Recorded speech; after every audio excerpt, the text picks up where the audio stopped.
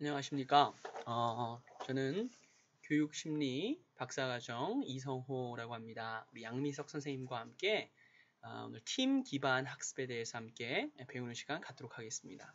그래서 두 번째인데도 카메라 앞에 서니까 떨리네요. 밝은 모습으로 또 수업 시간에 뵐 것을 기대하면서 더 좋은 교육이 될 수 있도록 한번 선행학습 해보도록 하겠습니다.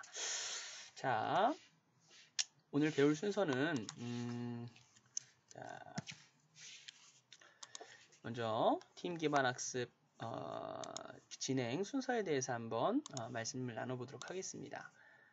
가장 먼저 우리가 팀 기반 학습의 등장 배경부터 시작해서 그다음 팀 기반 학습의 개념, 또 교수 학습 접근 방법, 또 특성과 절차, 또 핵심적인 주요 원리가 뭔지, 또 어떤 전략을 써야 효과적으로 팀 기반 학습을 진행할 수 있는지, 또 강점과 약점, 실제로 현장에서는 어떻게 사용하고 있는지에 대해서 한번 그 교환도 한번 이야기 나눠보도록 하겠습니다.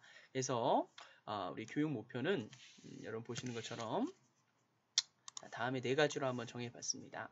그래서 이 교육을 통해 팀 기반 학습이 무엇인지 먼저 잘 이해하고 또 팀 기반 학습에 4가지 핵심적인 원리가 있습니다. 그 4가지를 또 잘 설명하고 강점들을 설명할 수 있으면서 더불어 진행 순서들을 어떻게 진행되는지 한번 스스로 나열해보고 여러분 교육에 적용할 수 있는 것까지를 목적으로 교육을 진행하도록 하겠습니다.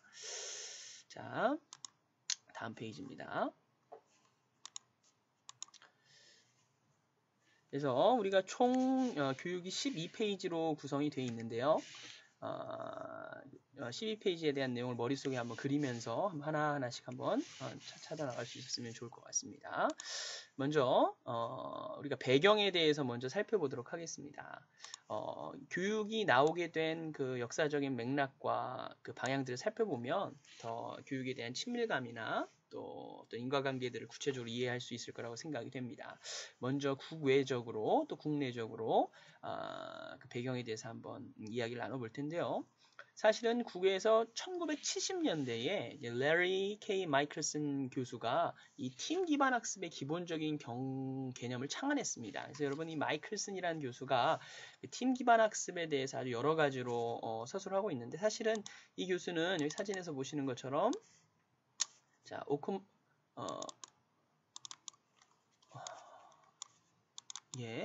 오클라호마 대학의 교수였습니다. 그래서 제가 홈페이지를 가봤는데 오클라호마 대학의 교수로서 이제 소그룹 강의만 하다가 이제 그룹이 이제 커진 거야. 120명 이상 되는 이 그룹들이 모이다 보니까 어떻게 하면 좀 효율적으로 소그룹의 역량을 증진시킬 수 있을까라는 그런 고민을 갖고 강의를 시작하게 된 겁니다.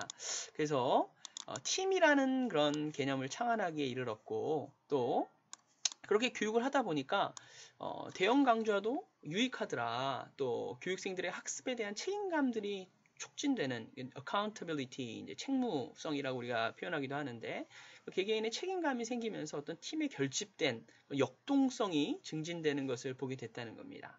그 이후에 그 개념을 학술 저널에 기고하게 되었고요. 여러 200여 차례 워크숍을 개최하면서 이것들이 유행처럼 번지게 됐습니다. 또 더불어서 이제 그 자료를 찾아보니까 대학 강단에서 이러한 교수법들을 교수님들을 위해서 이제 많이 활용하게 됐고요. 또 여기서 더 나아가서 비즈니스와 학술 모임 참여를 통해서 어떤 효과적인 팀 개발을 위한 하나의 패턴을 발견하게 됐습니다. 그러니까 이게 학술적인 뿐만 아니라 일반 기업에서도 동일하게 쓸 수 있는 어떤 그런 맥락을 확인하게 됐다는 거죠. 역시 국내에서도요. 팀 기반이 개발되고 활용된 지가 한 20년 이상 정도 됐는데 사실은 이에 대한 관심은 생각보다 좀 낮은 편이었습니다. 그러나 일부 의과대학을 중심으로 우리가 과거에 공부했던 문제중심 학습, 그죠? Problem Based Learning의 한계를 극복하기 위한 하나의 대안적 교수 방법으로 이 팀 기반 학습이 의과대학 내에서 시도되는 것을 보게 됐습니다. 저도 이렇게 자료들을 검색해 보니까요, 그 의과대학이나 또 의학대학, 약학대학 또는 뭐 이런 공업학교 이런 기관에서 이런 실질적인 내용들을 가지고 활용하는 모습들을 보게 되었습니다. 그럼 뭐가 문제중심 학습과 학습도 이 팀 기반 학습이 차이가 나는가? 여기 보시는 것처럼 내용의 활용 및 적용성이 더 강조된다는 게 이 팀 기반 학습의 강점입니다. 그래서 문제 중심 학습이 어떤 내용들을 바탕으로 문제를 해결하는 데 집중을 둔다고 한다면 팀 기반은 내용은 미리 벌써 다 공부해 온 거예요. 그래서 수업 시간에는 계속 확인 작업과 반복을 통해서 이 적용성을 강조한다는 게 조금 다르다고 볼 수 있을 것 같습니다. 또 이 문제 중심 학습에서는 소그룹마다 어떤 튜터들을 두어서 그것들이 소그룹이 촉진하는 것을 우리가 이끄는 것에 반해서 팀 기반 학습은 팀 자체의 어떤 결집 능력을 많이 신뢰하고 팀 안에서 어떤 서로를 평가하고 도우면서 어떤 강력한 응집성을 강조하게 되다 보니까 결론적으로는 팀 능력이 많이 증진된다는 것을 볼 수 있습니다. 그래서 초기 팀 기반 학습은 대학을 중심으로 한 고등교육기관에서 교수 학습의 질 개선을 위한 방법으로 사용됐고 현재는요 우리나라에서 어떤 재직자 교육, 기업의 재직자 교육이라든지 군사 교육, 사실 제가 우리 특전사에도 있었는데요.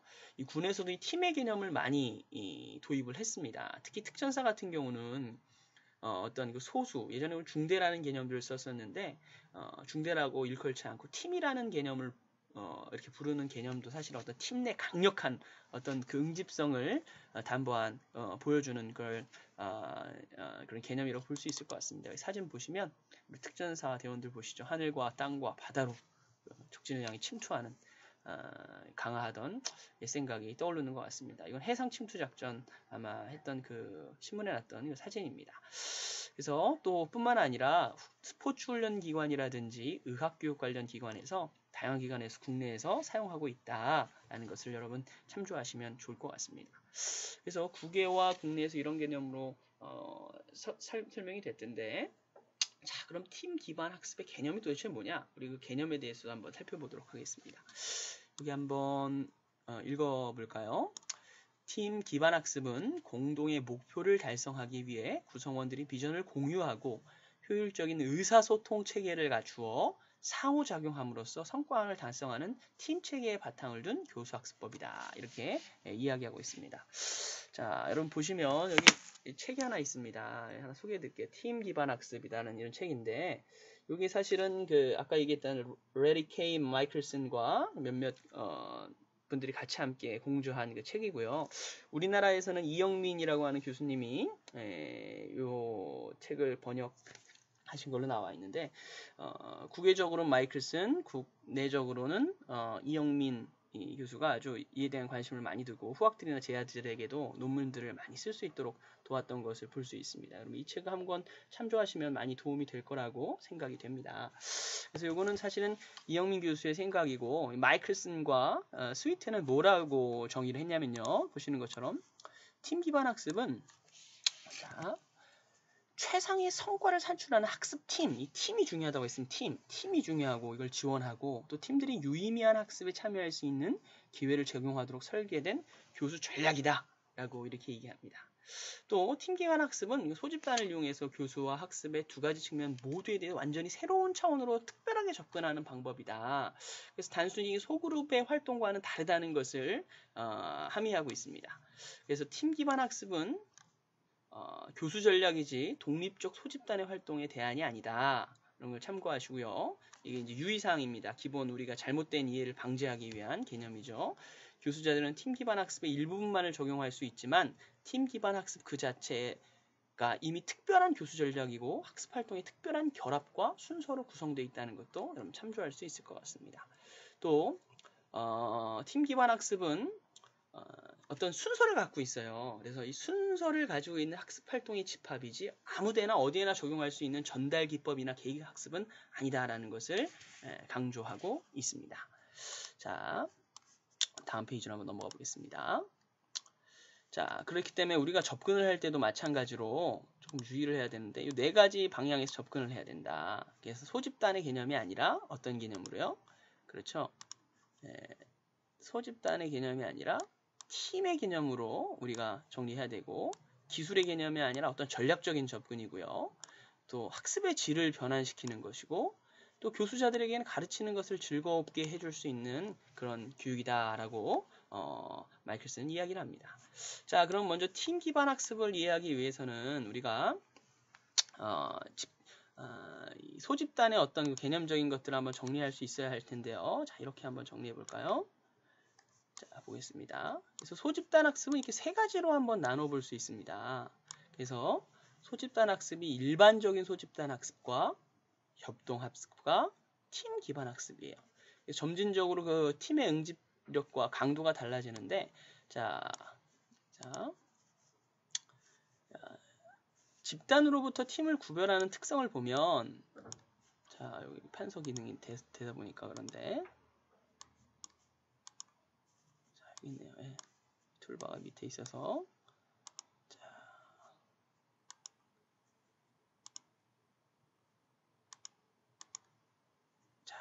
이렇게 보시면, 예, 보통 펜의 기능으로 한번 가보겠습니다. 조금 두껍고 얇게 해서 빨간색으로 한번 가보겠습니다.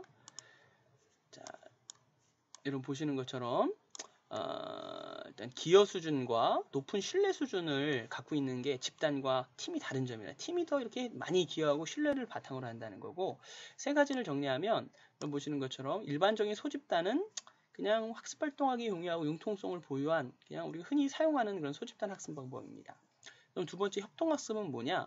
계획적이고 구조화된 활동을 강조하는 소집단 학습 능력을 신장시키는 그러한 방법이라고 볼 수 있죠. 그러니까 일반적인 소집단보다는 조금 더 강도가 있고 구조화되어 있습니다.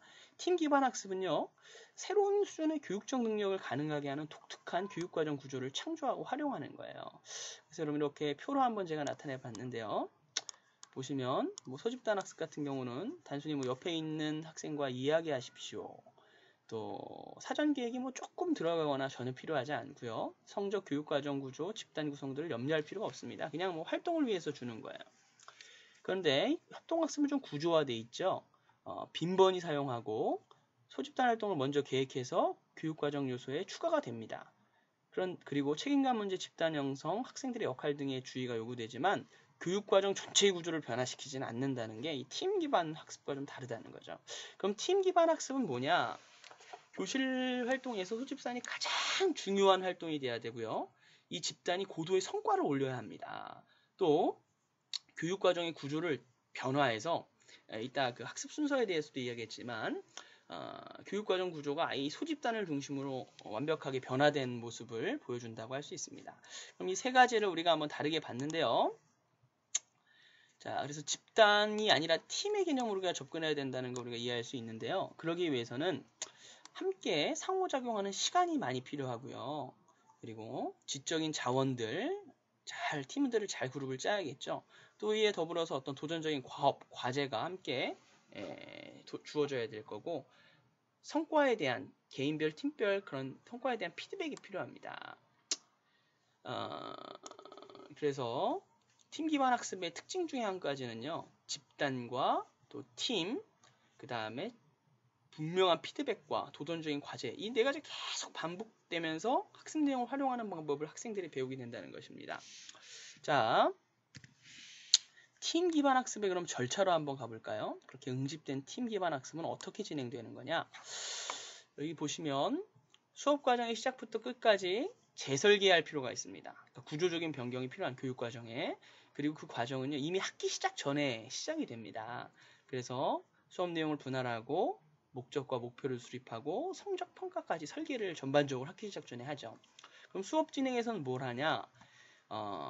팀을 강력하게 만들기 위해서는 어떤 그런 사전 설명과 오리엔테이션이 필요하지 않겠습니까? 그래서 기초와 팀에 대한 룰들을 만들고 성적 처리에 대해서도 이게 자발적인 그런 어떤 참여를 유도하기 위해서 안내와 합의를 하고, 또 문제 해결 학습을 통한 학습을 촉진하고, 과제가 먼저 나간다는 거죠. 출석과 성과를 기록하면서 긍정적인 팀 규칙, 그라운드 룰을 장려합니다.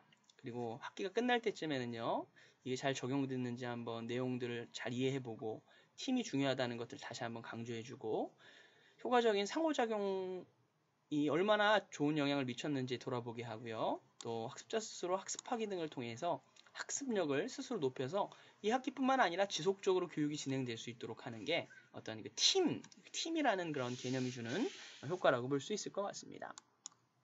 좀 더 구체적으로 한번 살펴볼까요?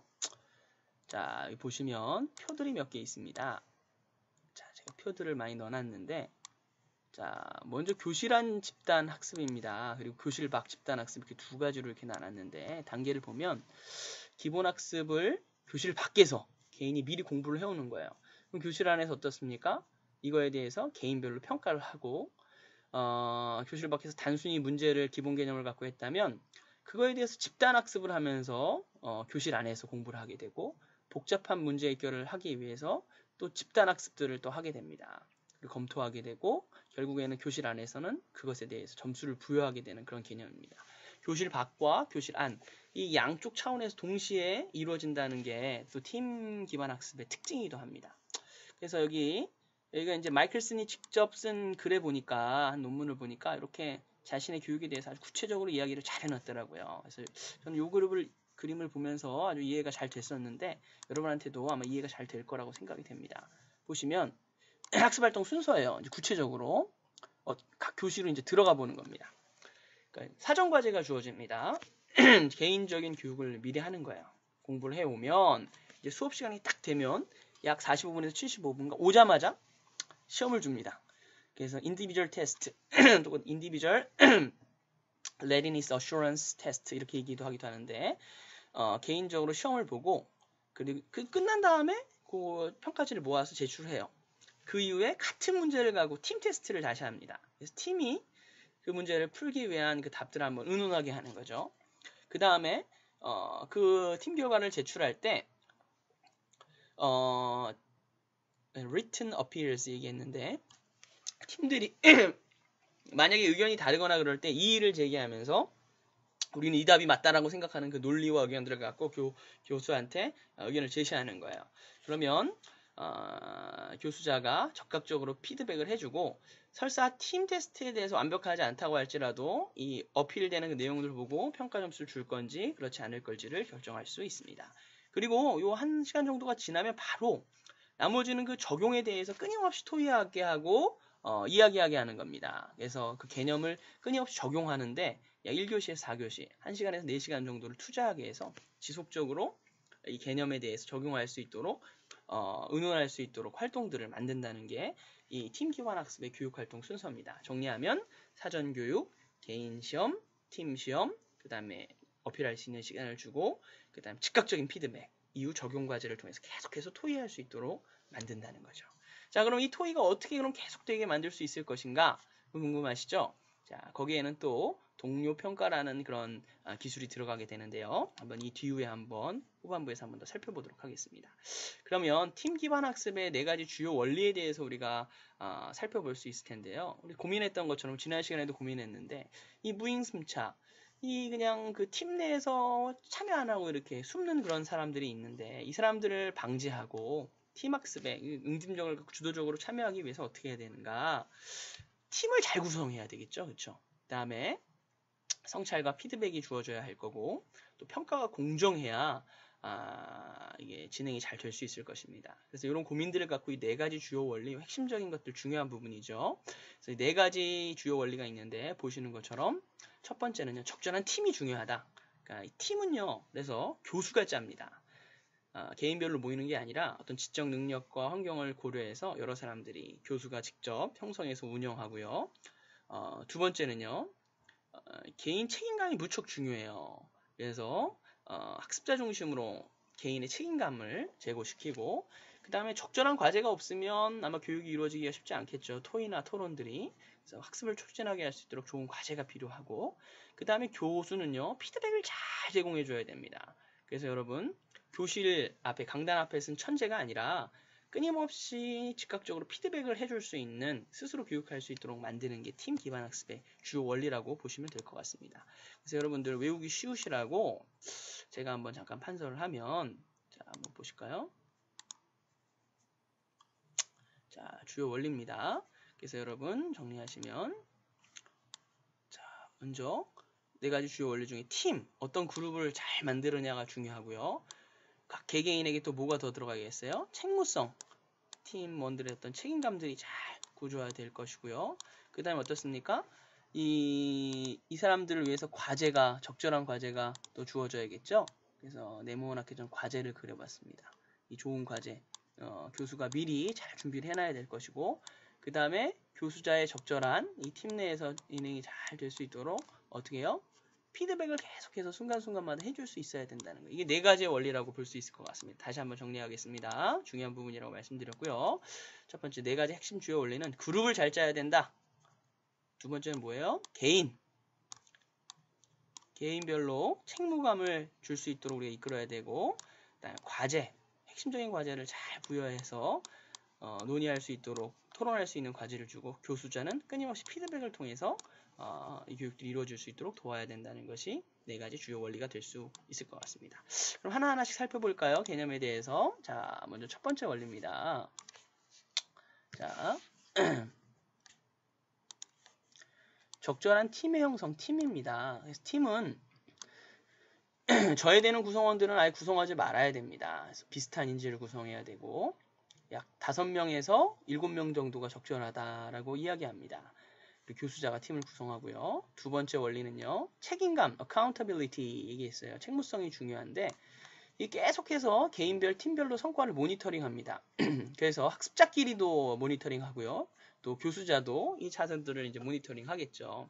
그래서 성과가 좋던 나쁘던 간에 하여간 결과가 나타난다 라는 것을 여러분 기억을 해주시면 좋을 것 같아요. 이 결과가 자기들이 결국 그 결과를 받게 된다는 것을 우리가 기억할 수 있을 것 같고요. 그 다음에 전통 수업적인 수업과 다르게 학습자들이 스스로 책임감을 갖고 서로를 평가하고 보상해 준다는 거죠. 그리고 그렇기 때문에 서로가 노력을 투자해야 되고 상호작용해야 되는 중요성을 볼 수 있습니다. 자, 그 다음에요. 그렇기 때문에 구성원들 모두가 수업 전에 교육을 다 준비를 해야 될 것 같고요.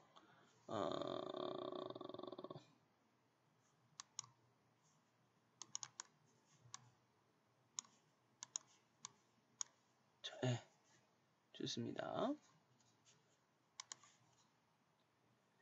자, 그래서 학습 과제를 기여도를 우리가 확인해야 되고 촉진시킬 행동을 장려해야 됩니다. 그 다음에 세 번째 원리는 뭐라고 그랬죠? 전체 그룹, 개별 책무성, 그 다음에 과제예요. 그래서 과제가 반드시 상호작용이 필요합니다. 그래서 이 상호작용이 전제되지 않으면 안 돼요. 상호작용이 반드시 필요하고요. 또 의사결정 내용을 보고할 수 있도록 어떤 상호작용이 일어날 수 있을 만한 주제를 잘 전도되어야 되고, 또 그런 의사결정이 필요할 때 합리적인 방법이 될 거고요. 또 보고서와 같은 복잡한 결과물이라면 한정되어 있는 시간을 써야 되기 때문에 개인별로 과제를 나눠서 하는 그런 과제를 피할 수 있도록 만들어야 된다는 겁니다. 그러니까 요는 이 학습자가 서로 상호작용할 수 있는 과제를 만들어야 되지 그냥 한 사람씩 나눠서 일할 수 있는 거를 만들면 안 된다는 겁니다. 그래서 팀의 응집력을 그러면 높이려면 어떻게 해야 되는가? 그 번인이 뭔가? 연구해 봤더니 마이클스는 이렇게 얘기를 해요. 개인적인 책임감이 증진되는 거냐? 서로에게 가까운 그런 거리를 보장하는가? 자주 있는 토론이 있는 그런 이슈가 있는 것인가? 의미 있는 피드백을 가져다 주는 과제인가? 또 명백한 보상이 있는가? 이런 이 문제들을 해결하기 위해서 우리 팀 기반 학습을 준비한다고 볼 수 있을 것 같습니다. 그래서 여기서도 자주 즉각적인 피드백을 제공해야 되고요. 또 즉각적이고 빈변하고 차별적일 때 강력해진다. 그래서 시험 보자마자 초반에 테스트하자마자 피드백을 실시해주고 팀 기반 학습 과제에 대해서도 지속적으로 피드백을 실시해 줄 수 있어야 한다는 것입니다. 자, 그러면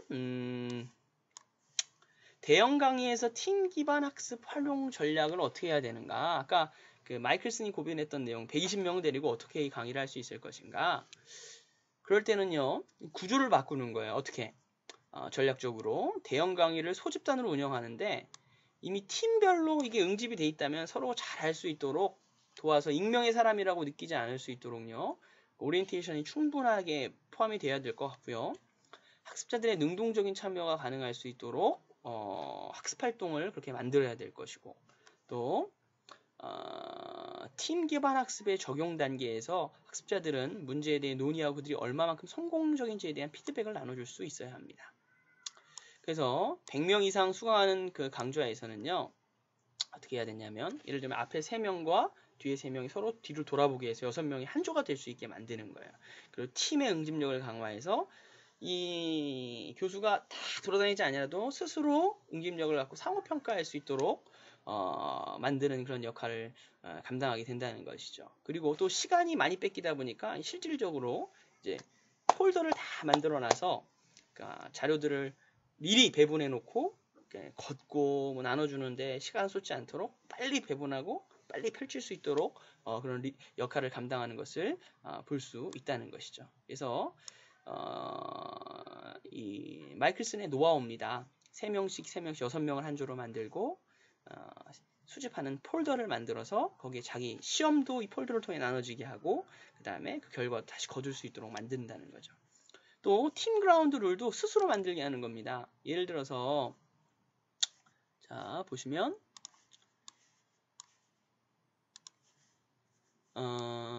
보시는 것처럼 일방적으로 교수자가 규칙을 정해놓지 말고요. 강요하지 말고 스스로 한번 규칙을 정해서 그런 내적인 그런 관계를 형성한 집단 상담에서 보면 그 라포를 형성한다는 관계로 볼 수 있을 것 같아요. 그래서 스스로 예를 들어서 타인 의견을 비판하지 말자, 경청하자 일단 발표 시간을 너무 한 사람이 오래 하게 하지 말자, 발언 기회는 동등하게 하자, 칭찬하자, 팀 구성원들이 협의해서 결정하여 지킬 수 있도록 스스로 룰을 만들 수 있도록 하는 겁니다. 이미 그런 것들이 팀 기반 가운데 이제 시작이 되는 거죠. 응집력을 높이기 위해서. 그럼 질문할 수 있죠. 팀은 그럼 한 어느 정도로 유지하는 게 좋을까요?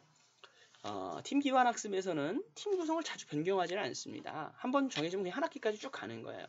그래서 구성원들을 잘 알 수 있는 시간을 부여하고 또 한 학기 이상 반영구적으로 설정하는 게 팀 내 응집성을 강화하는 데 도움이 된다라고 이야기합니다. 자, 그 다음에 우리가 관심 있어 하는 동료 평가에 대한 부분인데요. 자, 이게 아주 필수적입니다. 그리고 이것이 팀 가운데 서로 응집력을 강화하는 요인이 될 수 있는데, 서로가 기여를 했다고 한다면 동등한 점수를 받을 자격이 있고, 양이나 질이 다양한 팀이라면 성적을 처리하는 과정에서 이것을 반영할 수 있습니다. 그래서 성적을 부여할 때 여기 사진 보시면, 저도 궁금했거든요. 어떻게 하는가. 근데 이 책을 보니까 팀 기반 학습 책을 보니까 이렇게 나와 있더라고요. 자, 각자가 자기 이름을 쓰고 자기가 점수를 주는 거예요. 그죠? 그래서 최고 점수와 최하 점수를 주고, 그죠? 그 안에서 자기가 줄 수 있는 점수를 가지고 있는 겁니다. 그래서 그 점수를 분배해서 서로가 서로에게 상호 평가할 수 있도록 해서 결국엔 이 자기 개인에게 평가한 점수의 합을 통해서 개인을 평가할 수 있게 만든다는 거죠. 그러니까 상호 평가할 수 있도록 만든다는 겁니다. 그리고 또 여기 사진이 조금 돌아 나왔는데, 그래서 심지어는 이 점수에 대해서도 사전에 교수가 합의를 이끌어낼 수 있도록 퍼센트나 비율, 뭐 개인 점수는 몇 퍼센트, 집단 점수는 몇 퍼센트, 평가는 몇 점 하는 게 좋겠다는 합의를 이끌어낼 수 있도록 어떤 참여를 유도한다는 것도 아주 인상적인 그런 부분이었습니다. 그 다음에 그래서 여러분 그림을 보시면 학생평가는요, 결국에는 자기주도형 교육과 팀워크가 결합되는데, 자, 여기서 보시는 것처럼 평가를 정리한 내용입니다. Individual Readiness Assurance Test, 개인 평가, 이제 Group Readiness Assurance Test, 혹은 Assessment Test 이렇게 얘기하기도 하는데, 개인 평가와 집단 평가, 그 다음에 적용 활동을 어떻게 열심히 했는지 팀 내에서, 동료 평가, 그 다음에 출석, 뭐 이런 기타의 것들을 잘 참여해서 종합적으로 평가가 이루어진다는 것을 우리가 참고할 수 있을 것 같습니다. 자, 그래서 이러한 평가들을 통해서 서로가 서로에 대한 성과를 올리는데, 집단 성과를 올리는데 평가 요소로 활용할 수 있다는 겁니다. 자, 뭐 강점과 단점 한번 생각해 볼 때, 자, 이렇게 팀 내 응집력을 시키고 활발하게 교육을 한다고 한다면 강점은 뭐고 단점은 뭘까요? 자, 일단은 강점으로 보면 아무리 커도 이렇게 120명 이상이 된다고 해도 소집단을 만들어서 자기주도적으로 공부할 수 있도록 만든다는 게, 또 상호작용을 유도한다는 게 강점이 될 수 있을 것이고, 또 계속 그 내용을 이미 숙지하고 적용에 대해서 토의하다 보니까 상호작용을 유도할 수 있고요. 또 해결 능력과 창의력을 신장시킬 수 있습니다. 또 협동심, 응집력, 사기 만족감, 상호 배려 같은 학습 능력의 증진이 기대가 될 수 있겠죠. 자, 그래서 그런 것들을 제가 또 한번 그림으로 표로 한번 보겠습니다. 이렇게 보시면 전달적 강의가 아니라 실제 생활의 문제와 적용할 수 있는 그 기회를 많이 줄 수 있고요. 원활한 의사소통과 관점들을 수용 비판함으로써 학습에 대한 새로운 경험을 가능하게 하고 다양하게 팀별 교육이 가능하게 한다는 거예요. 근데 문제는 뭐예요? 사전학습이 필수적이고 의사소통 및 개진을 위한 기본적인 역량이 이렇게 팀 구성원들이 그 정도는 돼야 제가 볼 때는 아주 어린 아이들한테 교육 이 방법을 적용하기는 좀 제한되지 않을까 하는 생각이 듭니다. 또 구조화된 과정을 만든다는 것도 사실은 교수자에게 부담이 될 수 있을 것이고 어떤 적절한 팀의 편성과 동기 유발에 부담감이 상존한다는 것을 우리가 볼 수 있을 것 같습니다.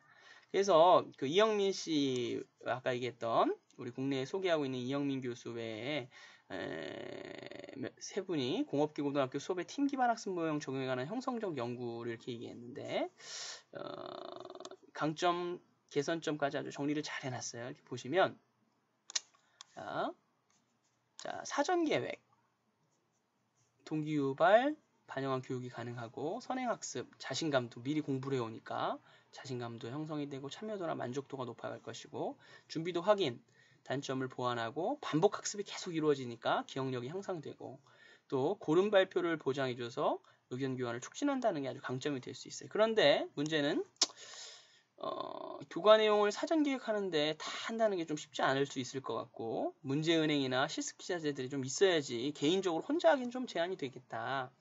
그 다음에 사전 지식을 고려하는 토론 주제를 발굴하고 단순 암기 위주의 개념 중심의 학습이 선행학습 때는 어쩔 수 없이 개인적으로 공부하는 데 이루어질 수 있겠다. 물론 이제 실제로 할 땐 다르겠지만요. 또 인클래스에서는 교육이 다르겠지만요. 또 도전감을 부여할 필요가 있을 거고 준비도 확인할 때는 팀별 활동과 역할을 잘 부여해야 될 것입니다. 또 문제 해결을 좀 의견 충돌할 때 이걸 어떻게 좀 잘 정리할 수 있을 것인가 우리 토론 과제로도 제시했는데 우리가 한번 고민해봐야 할 것 같고요. 그렇기 때문에 어떻게 해야 돼요? 합리적으로 팀을 잘 구성해야 되고 발표 기회를 제안해주고 적극적인 참여를 독려하고 또 수준별 학습이 될 수 있도록 선수 지식과 태도를 고려해서 수준별 학습이 되도록 만들어야 된다. 공업기 고등학교였으니까 특히나 더 그랬겠죠.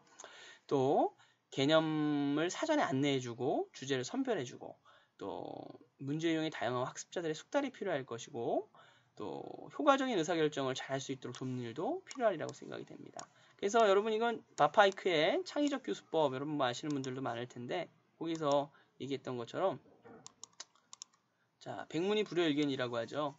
읽은 것은 10% 기억하고 들은 건 20% 기억하고 본 거 30% 듣고 것은 50% 듣고 본 것 말한 것은 70% 행동한 거는 나중에 90%까지 기억한다고 하지 않습니까? 그래서 팀 기반 학습이 바로 이렇게 행동하고 참여하는 그런 것들을 요구한다는 것을 우리가 기억할 수 있을 것 같습니다. 또 여기 보시면 강점 중에서 교수자와 학생의 개념을 이렇게 나눠봤어요. 그래서 이거는 아까 보스턴 의대에서 사용했던 그 한 PPT판을 제가 가져왔는데요. 일단은 뭐 당연히 학생들은 참여하고자 하는 동기가 강화되겠죠, 그렇죠?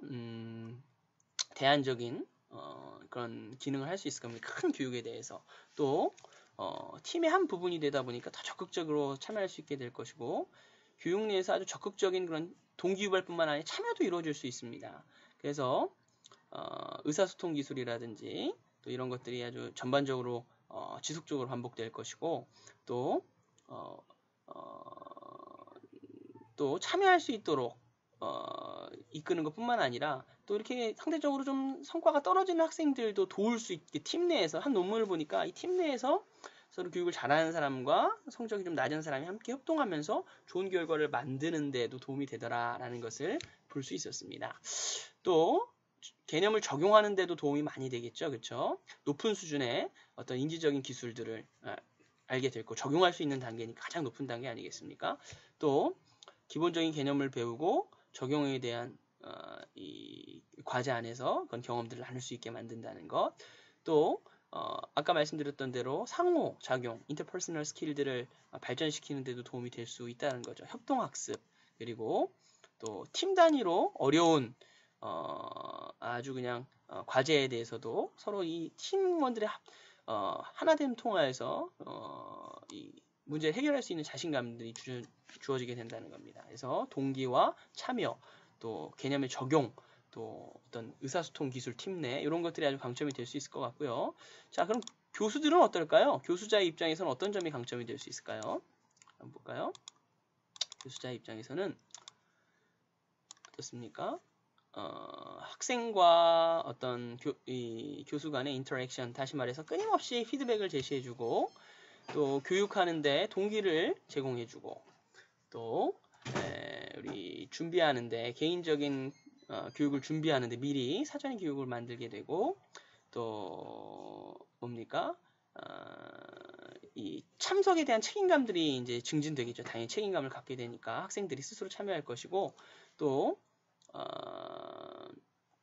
팀 안에서도 퍼실리테이터로서 역할을 할 수 있다는 거죠. 다시 말해서 아까 얘기했던 그 튜터나 이런 것들이 문제 기반 학습에서 튜터나 이런 것들이 필요 없다는 얘기가 될 수 있을 것이고요. 특별한 어떤 촉진 기술이 필요하지 않다는 거죠. 그냥 그 팀 자체 스몰 그룹 안에서 동기가 유발되기 때문에 교수자에게 그렇게 힘겨운 일들이 부담이 많이 경감된다는 걸 팀 기반 학습에서 살펴볼 수 있을 것 같습니다. 자, 그러면요. 자, 이렇게 정리할 수 있을 것 같고요. 그 다음 이제 그럼 현장에서는 어떻게 하는가 우리가 한번 정리해 보면서 마무리해 보도록 하겠습니다. 자, 현장에서 보니까 자, 단계별 적용 사례를 한번 보시면 그림이 더 쉽게 그려질 거라고 생각이 되는데요. 먼저 1단계는 수업을 준비하죠. 학습 개요 소개하고 팀 구성해주고 점수 체계를 설명해주고 준비하는 그런 과정들이 해당이 될 것 같고요. 또 6명 정도가 8개 팀으로 구성이 되어 있고 정답 시작성 방법을 안내해주고 또 2단계에서는 학습자료, 동영상 등 미리 숙지할 수 있는 자료들을 주어서 교과서를 숙독하고 참고자료를 숙독할 수 있도록 이 과학 과목이라면 그렇게 적용할 수 있을 것 같습니다. 그 다음에 Individual Readiness Assurance Test 얘기했죠. 개인별로 오자마자 이제 수업의 두 번째 차시부터 앞에 사전에 교육하고 오리엔테이션이 끝나면 두 번째 교육이 시작하는 단계부터 바로 본인이 개인이 공부한 거에 대해서 시험을 보고 시험이 끝나자마자 즉각적으로 정답 자료를 작성한다는 피드백을 주는 거예요. 그럼 같은 문제를 갖고 이번 팀별로 풀게 합니다. 그래서 다양한 의견 교환이 이루어질 수 있는 주제와 토론을 줘서 팀별로 테스트를 다시 한번 보게 되고 팀별 테스트를 갖고 제출합니다. 이때 제출 이후에 다른 의견이 있다면 정당할 수 있는 근거를 제시해서 교사로부터 피드백을 받는 겁니다. 만약 오답이 있다고 한다면 그 다음에 다른 경우에 논리적 근거를 제시하고 교사는 여기에 대해서 정답 및 추가적인 설명을 합니다. 그 다음에 아까 응용 단계에서 봤던 것처럼 그래프 기억나시죠? 요 앞에서 미리 준비 교육을 하고 두 번째 개인 시험, 그룹 시험 이후에 나머지 긴 1에서 4시간 정도는 계속해서 적용 학습에 대해서 토론할 수 있도록 만들어주고 그 다음에 마지막에는 후속 학습에 대해서 정리를 해주면 교육이 끝나게 된다는 것이죠. 자, 그래서 이 책 팀 기반 학습 B편에 보면 다이난의 유기화학 수업에 대한 그런 사례도 있는데요. 어디 보면 뭐 여기 여러 사례들이 많이 있습니다. 그래서 뭐 장애를 갖고 있는 사람을 교육했던 그런 사례들도 있고요. 보건교육, 또 팀 기반 규모가 큰 학습에서 이제 적용하는 그런 사례들이 다 남아 있는데 한번 여러분 참조해 주시고요. 유기화학 수업에 대한 얘기 한번 하면서 마무리 짓겠습니다. 자, 한번 볼게요. 다이나는 유기화학을 25년 동안 가르치면서 수차례 교육상을 수여했는데 근데 출석률이 떨어지는 거예요. 시험 결과도 때론 실망스럽다는 것을 경험하게 됐습니다. 그래서 이 팀 기반 학습을 도입하기 위해서 학생들 인종, 성별, 학구적 능력이 다양하도록 4-5명씩 한 팀을 구성했고 또 라포 형성하는 거죠. 초반에 관계 형성을 위해서 경력, 음식 등의 이야기를 나누게 하고 또 사진들을 또 촬영해 줬습니다. 그리고 그 사진 밑에 자신의 이름을 넣고 팀명을 스스로 바라게 자기들이 원하는 그런 팀명을 정하게 하고 서로의 이름을 빨리 익히도록 팀별 사진을 반 전체에 나눠줬어요. 그리고 둘째 날이 됐습니다. 둘째 날에는 교육과정에 사용할 3가지 성적 태기에 대해 설명해 줍니다. 아까 얘기했죠. 성적에 들어가야 될 내용은 팀별 성과, 개인별 성과, 동료 평가 이 3가지가 들어간다는 걸 얘기해 주면서 수업을 진행하는 거죠.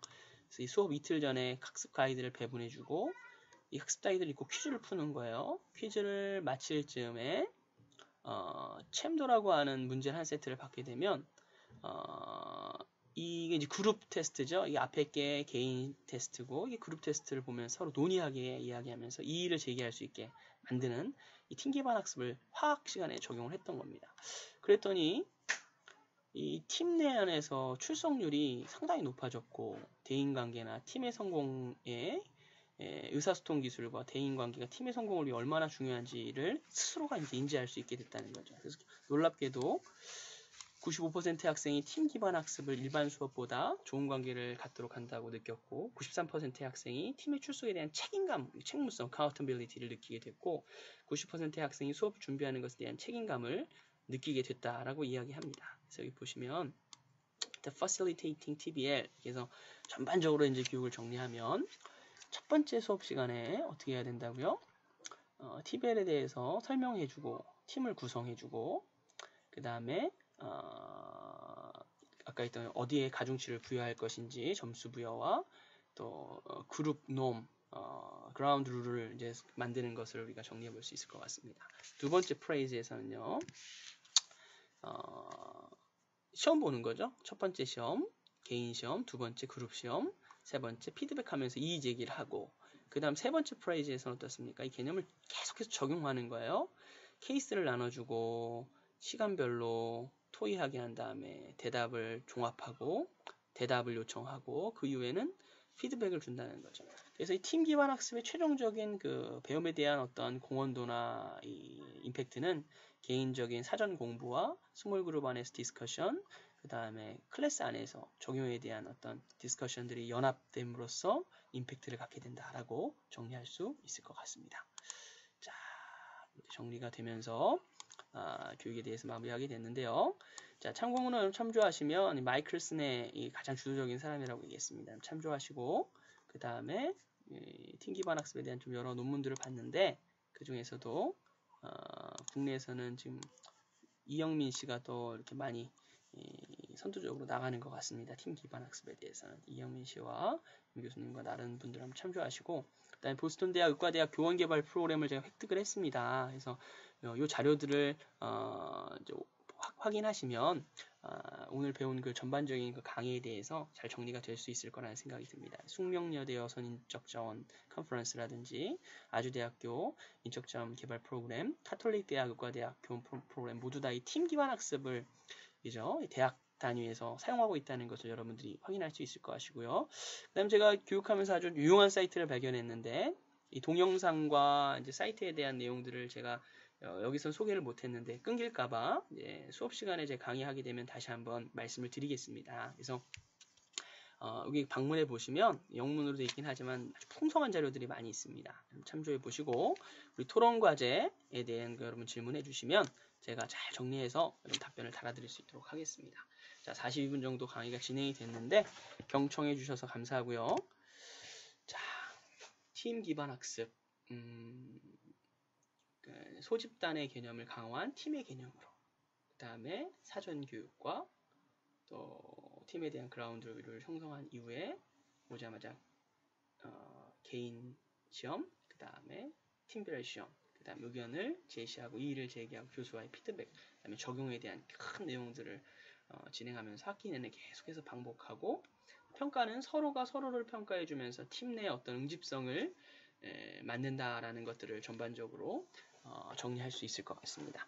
자, 여기까지 정리하도록 하겠고요. 필요한 질문들이나 또 우리가 함께 고민해야 될 내용들은 우리 클래스 안에서 다시 한번 토론하도록 하겠습니다. 경청해 주셔서 감사하고, 날씨 더운데 건강 잘 챙기시고 우리 수업 시간 클래스에서 얼굴 뵙도록 하겠습니다. 긴 시간 강의 들어주시느라고 수고 많으셨습니다. 감사합니다.